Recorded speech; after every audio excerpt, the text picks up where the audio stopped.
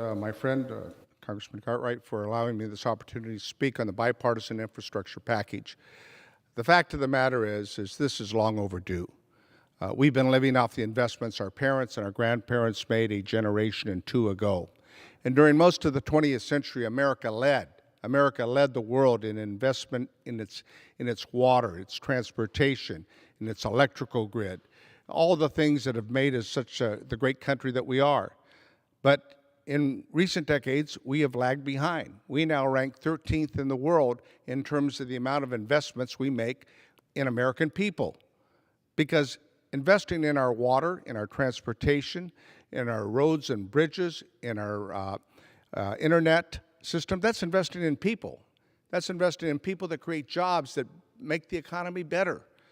And as a result of the passage of this bipartisan infrastructure bill, next year, for the first time in a long time, America will lead the world next year in investments in the future in our water, our transportation, our grid, our electrical grid, and all of the things that are a part of this piece of legislation.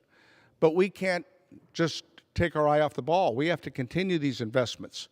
In California, the San Joaquin Valley that I represent, these are going to be billions of dollars in our water system. We have horrific droughts that we're experiencing right now.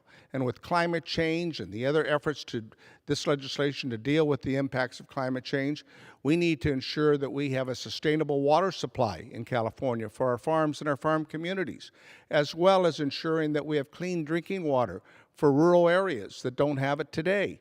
This legislation does just that.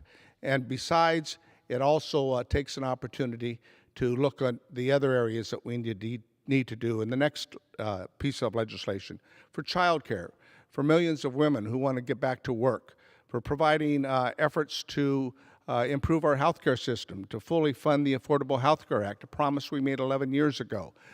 My district had 25% uninsured and 17% uninsured. 11 years later, only 10% of my district is uninsured. So these are the kinds of investments we need to make in people.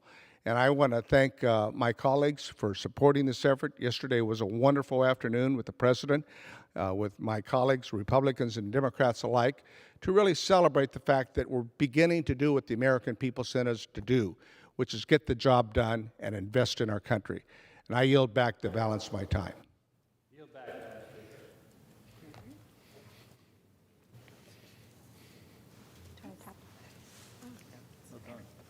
The chair